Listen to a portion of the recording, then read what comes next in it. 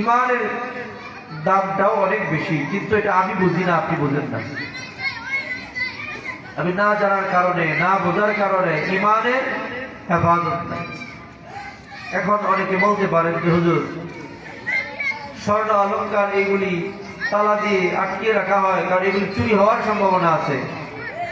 ইমান তো আর চুরির সম্ভাবনা নাই, এই জন্য ইমানের এত হেফাজতের তো দরকার নেই। তাহলে এটার জবাব হলো যে আপনি ইমান কাকে বলে বোঝেনি নাই। পৃথিবীর মধ্যে ইমানের চাইতে দামি আর কোনো জিনিস নেই।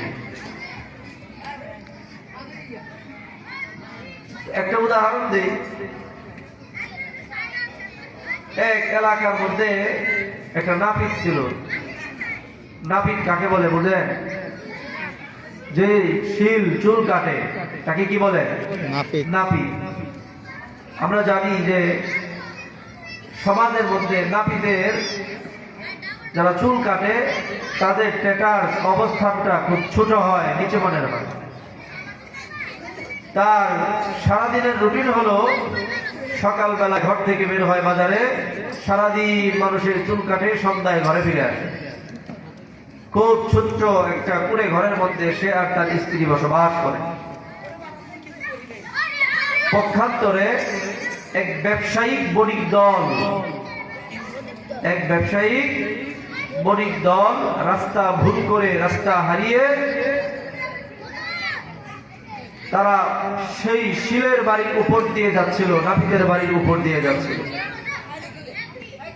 তখন লক্ষ্য করলো যে শিলের বাড়ির মধ্যে, নাপিতের বাড়ির দুয়ারের এক কোণার মধ্যে একটা বড় পাথর।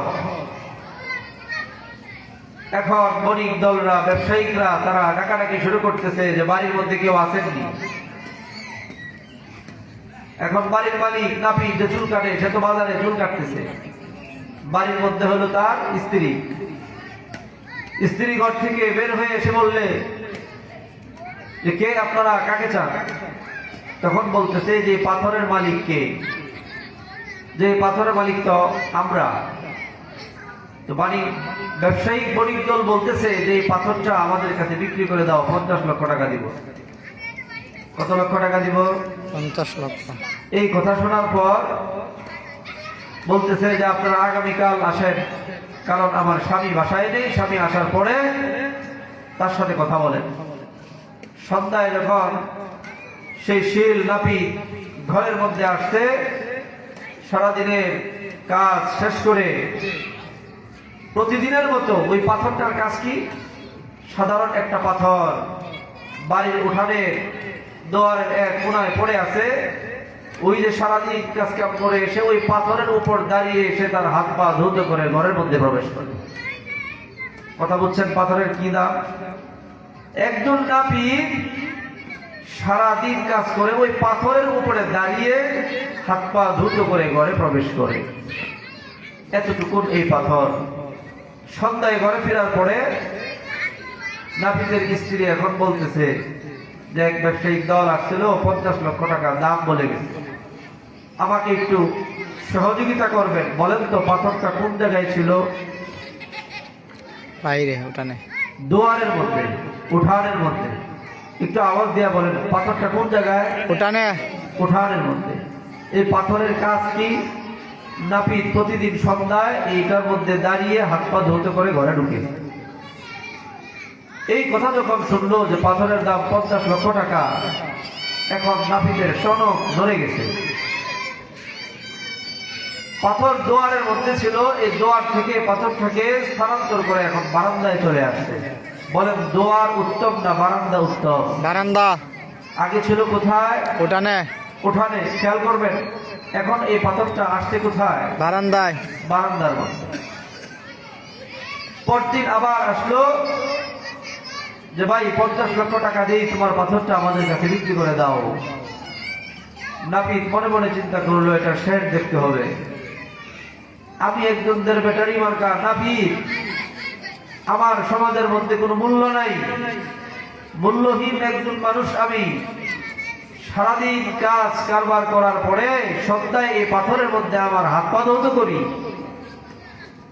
এই রকম একটা মূল্যহীন পাথরের 50 লক্ষ টাকা দাম বলতেছে, না জানি এটার মধ্যে কি আছে। এখন দোয়ার থেকে বারান্দায় বললো যে না ভাই চলে যাও, পাথর টাথর বিক্রি করবো না। পরের দিন এসে বলতেছে 1 কোটি টাকা দিব, পাথরটা দিয়া দাও। কত টাকা দিবে? 1 কোটি টাকা দিব, পাথরটা বিক্রি করে দাও। মুহতারাম হাজিরিন, 1 কোটি টাকা যখন বলছে, এখন এই নাপিত তার স্ত্রীকে বলতেছে যে এই পাথরে না জানি কত মূল্য, এতদিন তো বুঝি নাই, মূল্য বাড়তেছে, পাথরের কদর বাড়তেছে। ছিল কোথায়? উঠানে। উঠানে। কদর প্রথম ধাক্কায় 50 লক্ষ বাড়ার পরে জায়গা কোথায়? বারান্দায়। বারান্দায়। 1 কোটি হওয়ার পরে এখন এটা ঘরের ভিতরে ঢুকে গেছে। এই অবস্থার পরিবর্তনের কারণটা কি?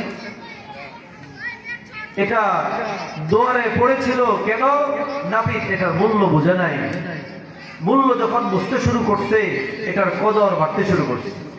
ঠিক তদ্রুপ ভাবে আমি আর আপনি ইমানের মূল্য না বোঝার কারণে এই ইমানের হেফাজত, ইমানের দাম, ইমানের মান, ইমানের মূল্য এটা আমি বুঝি না।